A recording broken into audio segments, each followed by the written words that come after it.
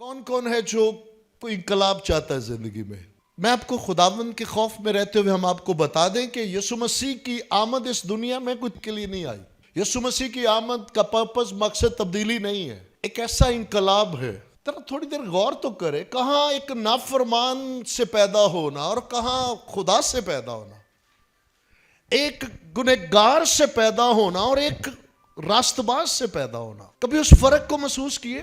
کچھ بھی نہیں چینج آئے گا ہماری زندگی میں. انقلاب تو بڑی دور کی بات ہے جب تک ہم اس کو نہیں سمجھیں گے. انتہائی ضروری ہے میرے عزیزوں کہ اس میں آپ کا کچھ، آپ کی اپنی ذات کا تو چکر ہی کوئی نہیں ہے. یہی تو بات ہے، آپ کیسے ہیں، آپ کا تعلق کس گھرانے سے، آپ کا دادا کیسا، دادی کیسی، ان چیزوں کا کوئی اثر نہیں ہے. یسوع مسیح کی آمد سے پلیز سنیے گا، کسی کا ماضی اس کے مستقبل کا تعین نہیں کرتا. پرانی زندگی یس کہ آپ کا ماضی آپ کے فیوچر کا تعین کرتا ہے، لیکن یسوع مسیح پر ایمان لانے کے وسیلہ سے جب نئی پیدائش کا کوئی تجربہ پاتا ہے تو اس کے بعد وہ نئی مخلوق ہے. اس کا ماضی نہ رہا، وہ مٹا دیا گیا. اب اس کا ماضی اس کے مستقبل کا تعین نہیں کرتا. یسوع مسیح کے وسیلہ سے نئی پیدائش اس کے مستقبل کا تعین کرتی ہے. اس لیے ہم 20 سے 25 منٹ وقت، لیکن ساری زندگی کا نچوڑ 100 سالہ ہی کیوں نہ ہو، اگر آپ سجیدہ بالخصوص جتنے خدمت کے لیے دل رکھتے ہیں، غور سے سنیے گا. اور آج کے اس پیغام کو جو خداوند آج ہم سے بات کرنے کو ہے، اگر آپ اور میں اس کو سنجیدہ لے تو ساری زندگی بڑی خوشی کے ساتھ، روح میں آزادی کے ساتھ ہم گزار سکتے ہیں. لیکن اگر بھلکڑ نہ ہو، بھولنے کی مرض اور بیماری رہی ہے، بائبل ہمیں بتاتی ہے ہمارے بزرگوں میں بھی یہ معاملہ رہا، لیکن یہ ہے کہ اس کے لیے ضروری اگر تم اس خوشخبری کو یاد رکھتے ہو. آئے جلدی سے ایک دو بات ہے. پاسٹر جیری صاحب، ہم خداوند کے گھر میں آپ کو خوش آمدید کہتے ہیں. پرسوں ایسے ہی ہے جی، ڈے بیفور یسٹرڈے، پرسوں خداوند میں والد محترم سو گئے.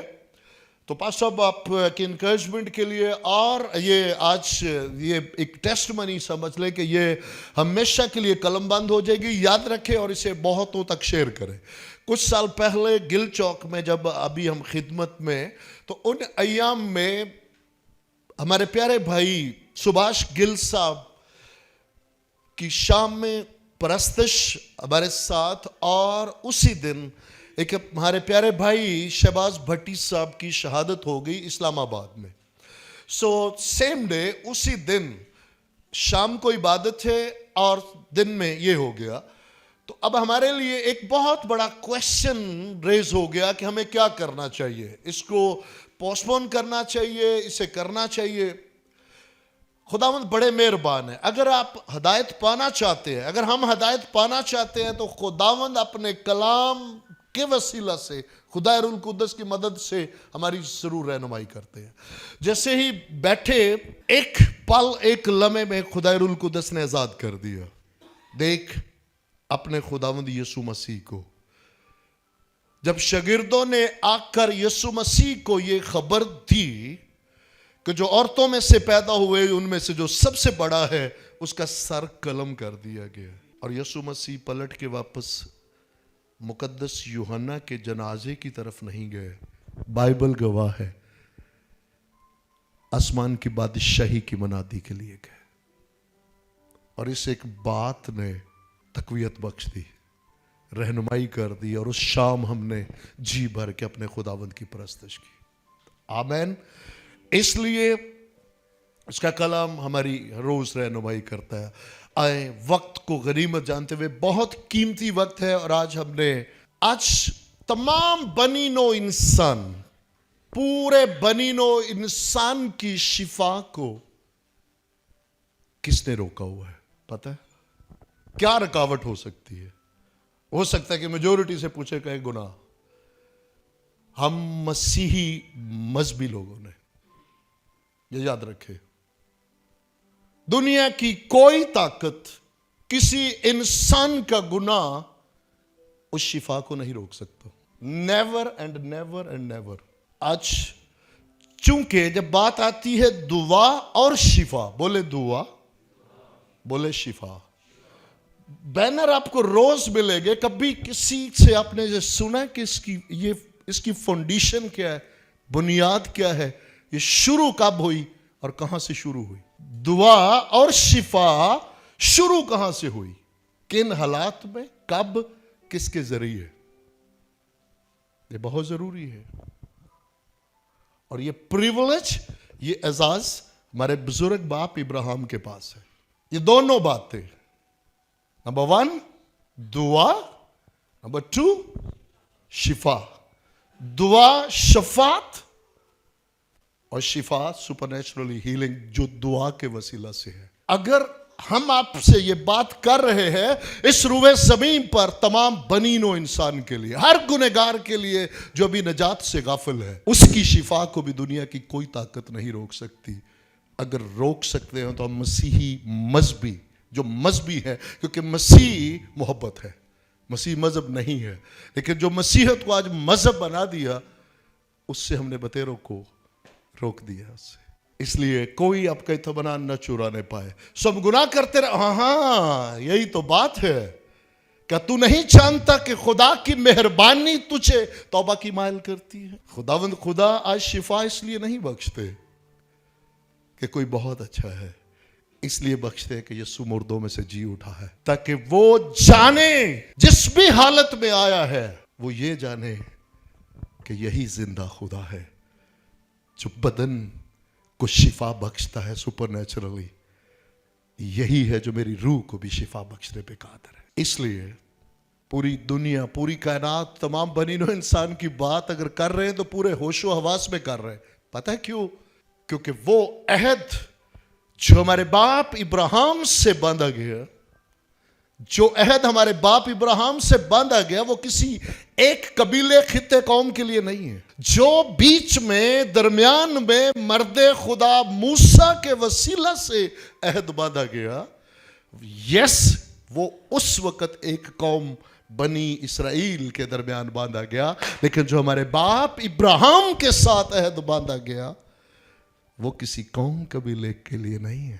قومیں تیری نسل کے وسیلہ سے پوری دنیا، تمام بنین و انسان تیری نسل کے وسیلہ سے نجات پائے گا.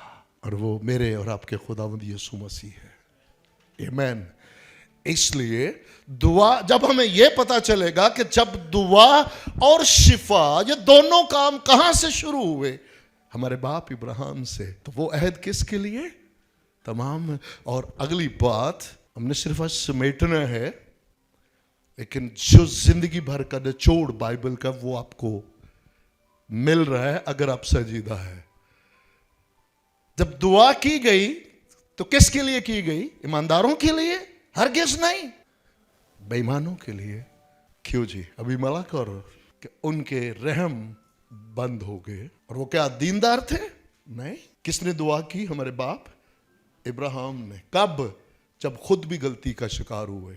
اس لیے یاد رکھے کہ یہ بھی یاد رکھنا ہے کہ دعا کاملوں کی دعا نہیں سنی جاتی، دعا بیٹے کے وسیلہ سے سنی جاتی ہے. جب ہمارے بزرگ باپ نے، ابراہیم نے جب یہ دعا کی ہے تو وہ خود غلطی کا شکار ہوئے، خود کمزوری کا شکار ہوئے،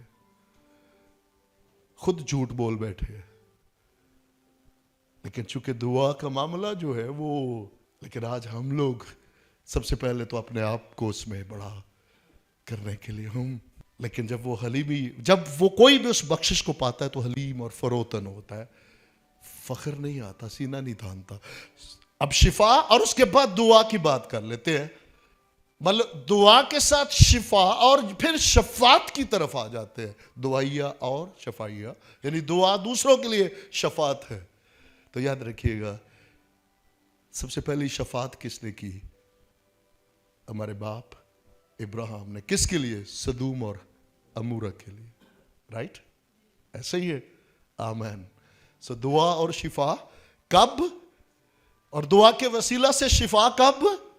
کس کے ذریعے؟ متعارف کس کے ذریعے ہوئی؟ ہمارے باپ ابراہیم کے وسیلہ سے. اور ہمارے باپ ابراہیم کے وسیلہ سے جو عہد باندھا گیا وہ کتنے لوگوں کے لیے؟ तमाम बनी नो इंसान के लिए। क्यों जी, है या नहीं? आमीन। इसलिए आप जितनी बार, निचोड़ बता दें आपको, कंक्लूजन पूरा निचोड़ सुनिएगा। अगर तू इसको जिंदगी में जहन में रख ले, पुराने अहदनामे में अगर तू जो आपको हर पैसेज में मिलता जाएगा, अगर तू, उसकी वजह ये है कि पुराने अहदनामे में खुदा तक रसाई और फर्माबरदारी और बरकत का दारोमदार इंसान पे रखा गया, जो कोहे सीना पर से अहद दिया गया। तू इंसान की तरफ तू, और वो बुरी तरह फेल और नाकाम हुआ। लेकिन शुक्रगुजार है, जब बेटे को भेजा तो आसमान पर से बाप ने कहा, अब तू नहीं, मैं करूंगा। एक भी ना कर पाया, सारे फेल हो गए। लेकिन जब उसने किया तो प्रेज द लॉर्ड, आमीन।